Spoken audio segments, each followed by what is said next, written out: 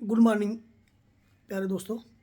आज का जो मेरा टॉपिक है, डिस्कशन का जो पार्ट है, वो है कि अगर कोई ऐसा इंसान है जम्मू कश्मीर में कि जिसके पास ज़मीन ना हो, यानी कि ज़मीन ना हो और वो ज़मीन ख़रीदना चाहता हो।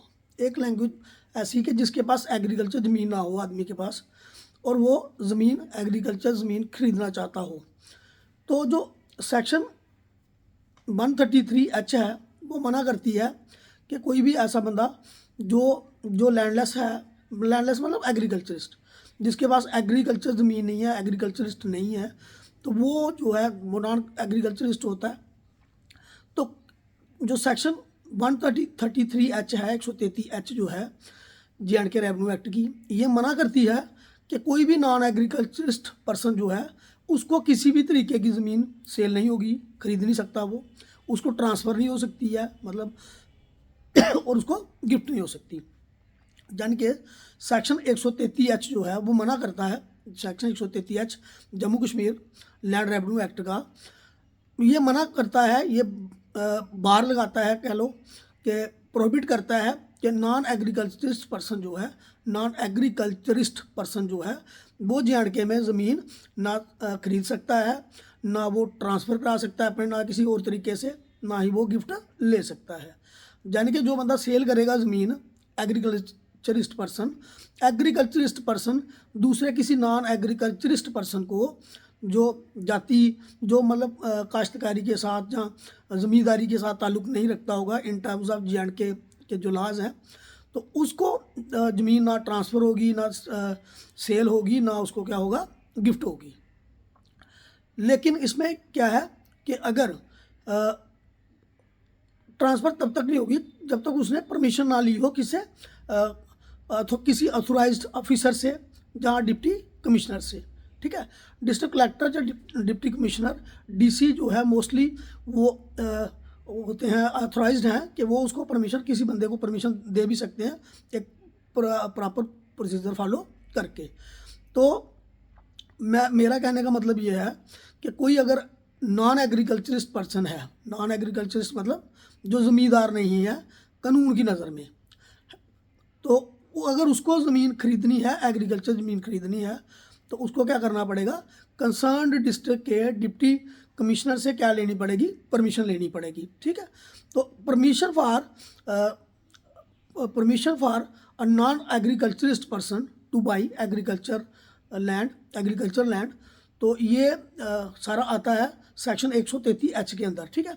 तो सेक्शन 133H के अंदर ही प्रोविजंस हैं किस तरीके से नॉन एग्रीकल्चरिस्ट पर्सन जो है वो क्या कर सकता है, परमिशन ले सकता है, किसके लिए, एग्रीकल्चर पर्पस के लिए। एग्रीकल्चर पर्पस में आपकी आती है मतलब जैसे एग्रीकल्चर करना डायरेक्ट, जहाँ कोई अलाइड पर्पस भी आते हैं उसमें, तो डायरेक्ट जैसे खेती बाड़ी करना तो वो डायरेक्ट एग्रीकल्चर हो गया। अलाइड पर्पस जैसे फॉर एग्जांपल उसमें कोई चाहता है कि मैं पोल्ट्री फार्म बनाना, डेयरी फार्म बनाना, मतलब जो एग्रीकल्चर के साथ रिलेटेड है, तो उसके लिए मतलब एग्रीकल्चर पर्पस के लिए, और अलाइड पर्पस जो एग्रीकल्चर के साथ रिलेटेड है उनके लिए परमिशन मिलती है। 20 कनाल तक का उसमें प्रोविज़न है। अगर एग्रीकल्चर के लिए परमिशन लेनी है, जहाँ अलाइड एग्रीकल्चर के जो साथ ताल्लुक़ रखने वाली चीज़ें हैं जैसे पोल्ट्री फार्म, डेयरी फार्म वगैरह, तो उनके लिए जो मैक्सिमम प्रोविज़न है वो 20 कनाल का, अप टू 20 कनाल की परमिशन जो है डिप्टी कमिश्नर दे सकते हैं। तो अगर वो कोई आदमी ऑर्चर्ड के लिए, बागबानी के लिए, ठीक है, जहाँ बगीचे वगैरह के लिए, हॉर्टिकल्चर के लिए उसके लिए परमिशन लेता है, तो उस केस में उसको जो परमिशन है 100 कनाल तक की प्रोविज़न है, 100 कनाल तक का प्रोविज़न है।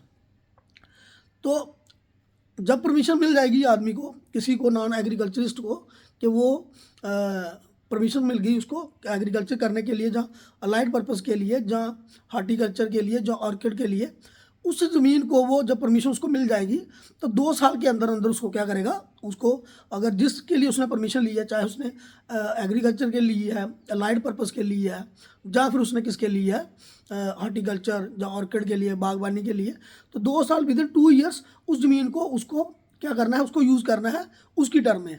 अगर उसने बागवानी के लिए तो 2 साल के अंदर अंदर बाग लगाना है, बाग का काम वो करना है। अगर वो ऐसा नहीं करता है तो 1 साल तक का एक्सटेंडेबल प्रोविज़न है उसके पास, 1 साल दोबारा एक्सटेंड करवा सकता है। तो नहीं तो फिर जो अगर 2 साल के बाद उसने एक्सटेंड भी नहीं कराया तो उसकी परमिशन जो है वो नल एंड वाइड हो जाएगी। अब अगर दूसरा पॉइंट ये है कि अगर किसी पर्पज़ के लिए आपने परमिशन ली है, यानी कि एग्रीकल्चर के लिए है तो एग्रीकल्चर का काम होगा, अगर किसी अलाइड पर्पज़ के लिए है तो वही पर्पज़ होगा, अगर ऑर्किड के लिए ली है ऑर्किड ही होगा, अगर हॉर्टिकल्चर के लिए है तो वो जो पर्पज़ आपने जो पर्पज़ के लिए परमिशन मिली है तो वही उस ज़मीन को उसी क्राइटेरिया में यूज़ करना होगा, ठीक है, दूसरे किसी क्राइटेरिया में यूज़ नहीं कर सकते हैं। अब अगर किसी एक आदमी ने परमिशन ले ली 133H के तहत, 133H लैंड रेवेन्यू एक्ट की प्रोविज़न के तहत कि वो एग्रीकल्चर के लिए जहाँ जो भी पर्पसेस मैंने बताए उनके लिए, तो वो अगर आगे चाहे रीट्रांसफ़र करना चाहता हो जहाँ दूसरे किसी पर्पज़ के लिए यूज़ करना चाहता हो तो उसको उस केस में भी क्या करना होगा, परमिशन लेनी होगी। परमिशन मिलने पर अगर मिलती है तो ही वो उसको रीपर्पज़ मतलब दूसरे किसी पर्पज़ के लिए यूज़ कर सकता है। पर्पज़ वही रहेंगे 4 जो मैंने बता दिए, एक तो agriculture, allied purpose, allied agriculture के साथ related dairy farm, poultry farm जो भी है, उसके बाद दूसरा ऑर्किड और तीसरा ऑर्किड और चौथा क्या हॉर्टिकल्चर के लिए पर्पज़। इन पर्पसेस में ही रीशेड्यूल हो सकता है अगर होगा तो, अदरवाइज नहीं होता है। तो ये था 133H का कि ज़मीन किसके लिए यूज़ कर सकते हैं। अब जो 133H है इसमें एक चीज़ और है कि अब जो एग्रीकल्चरिस्ट नॉन एग्रीकल्चरिस्ट पर्सन जिसने परमिशन के लिए अप्लाई करना है तो फॉर्म ए होता है, जो फॉर्म ए जो है वो है किसके लिए, परमिशन अप्लाई करने के लिए, और जो फॉर्म बी है इसका वो है कि क्या जो परमिशन डिप्टी कमिश्नर जो ऑर्डर देते हैं परमिशन का वो फॉर्म बी है। तो ये मैंने ओवरव्यू दे दिया 133H का थोड़ा सा। अब 133H कहाँ से आई, कब एप्लीकेबल होगी, कि क्या किस, क्योंकि ये जो 133H थी ये जो पेरेंटल हमारा लैंड रेवेन्यू एक्ट है उसकी सेक्शन 133 जो है उसमें ये नहीं थी, ये बाद में डाली गई, रीऑर्गेनाइजेशन के बाद में डाली गई, इंसर्ट करी गई। क्यों इंसर्ट करी गई, किस पावर के तहत इंसर्ट करी गई, वो सारा हम पढ़ेंगे इस वीडियो में। मतलब जो इसका 133H के साथ रिलेटेड वीडियोज़ होंगे, हो सकता है कि ये 4-5 वीडियो बन जाए। तो इस वीडियो में मैंने ओवरव्यू दे दिया कि अगर किसी नॉन एग्रीकल्चरिस्ट पर्सन को ज़मीन क्या करनी है, लेनी है, एग्रीकल्चर बनना है, एग्रीकल्चर के लिए ज़मीन यूज़ करनी है तो वो परमिशन ले सकता है कहाँ से, डिप्टी कमिश्नर से। अदरवाइज़ 133H जो है ये मना करती है कोई भी नॉन एग्रीकल्चरिस्ट पर्सन ना वो ज़मीन बाई वे ऑफ सेल खरीद सकता है, ना वो ट्रांसफ़र करा सकता है किसी से, ना वो गिफ्ट में ले सकता है। ठीक, एक चीज़ और है कि जो परमिशन जो 133H के तहत मिलेगी, जो एक बंदा जो दे रहा है ज़मीन उसको बोलते हैं ट्रांसफरर जो दे रहा है। अब जो ज़मीन ले रहा है यानी कि जिसने नॉन एग्रीकल्चरिस्ट ने परमिशन ली वो होता है ट्रांसफरी।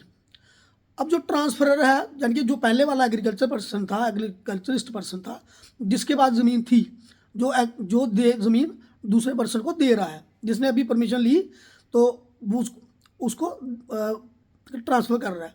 अब जो ट्रांसफरर होगा यानी कि जो देने वाला है, ट्रांसफरर जो होगा देने वाला, उसको अगर ये जब ये ज़मीन देता है तो वो लैंडलेस नहीं होना चाहिए। यानी कि ये जो ट्रांसफ़र का प्रोसेस है ट्रांसफरर और ट्रांसफरी के बीच में, ये जो है it should not render the transferor to landless. मतलब अगर उसके पास ज़मीन ही 20 कनाल है, किसके पास, एग्रीकल्चरिस्ट के पास, पहले वाले के पास, तो वो 20 कनाल उसको ट्रांसफ़र नहीं कर सकता है, पूरी ट्रांसफ़र नहीं करेगा, क्योंकि वो आदमी भी अगर वो पूरी कर देता है ट्रांसफ़र तो वो क्या हो गया, लैंडलेस हो गया। तो ये जो 133H है ये भी अलाउ नहीं करती है कि फुल लैंड टोटल लैंड जो है वो बंदा ट्रांसफ़र कर दे। ठीक है, तो वो भी एक कंडीशन रहती है कि पूरी लैंड जो है वो ट्रांसफ़र नहीं कर सकता है कोई एग्रीकल्चरिस्ट, किसको, नॉन एग्रीकल्चरिस्ट को। तो ये था इसके बारे में 133H के बारे में, जो मना करती है कि कोई भी नॉन एग्रीकल्चरिस्ट पर्सन जो है वो लैंड जम्मू कश्मीर में लैंड सेल या ट्रांसफ़र या गिफ्ट के तरीके से ले नहीं सकता without prior permission from deputy commissioner of concerned district. Form A पे फॉर्म ए पे अप्लाई करेगा परमिशन के लिए, फॉर्म बी पे उसको ऑर्डर मिलेगा। ज़मीन जब ऑर्डर मिलेगा तो जो ज़मीन ट्रांसफ़र हुई है उसको पर्टिकुलर पर्पज़ के लिए यूज़ करेगा, जिसके लिए परमिशन ली है। अदर दैन कोई पर्पज़ के लिए यूज़ नहीं कर सकता। विद इन 2 ईयर्स उसको यूज़ करना होगा। अगर यूज़ नहीं कर पाता 2 साल में तो फिर परमिशन लेगा, 1 साल के लिए एक्सटेंडेबल है, उसके बाद एक्सटेंडेबल के प्रोविज़न नहीं है। तो उसके बाद अगर उसको कहीं रीशेड्यूल करना है या किसी और को रीट्रांसफ़र करना है, उसके लिए भी क्या लेनी पड़ेगी? परमिशन। एग्रीकल्चर पर्पज़ के लिए लेता है या अलाइड पर्पज़ के लिए लेता है तो permission is only for 20 kanals, और ऑर्किड और हॉर्टिकल्चर पर्पज़ के लिए लेता है तो permission can be up to 100 kanals. तो ये था 133H के बारे में मेन चीज़ें हैं। आगे अगले वीडियोस में पढ़ेंगे इसको टेक्निकली, जो एक्ट है पूरा, सेक्शंस हैं, जो ऑर्डर, जिस ऑर्डर की तहत ये आया, नेक्स्ट वीडियो में पढ़ेंगे उसके बारे में। वीडियो काफ़ी लंबा हो जाएगा। Thank you so much for watching this video. अगर आपको मेरी ये मेहनत लगता है कि मैं मेहनत करता हूँ वीडियो बनाने में, तो आपके सहयोग के बगैर तो कुछ हो नहीं सकता। तो काइंडली लाइक शेयर सब्सक्राइब ज़रूर कर दीजिएगा, उससे क्या होता है थोड़ी सी हौसला अफजाई होती है। Thank you so much for watching this video.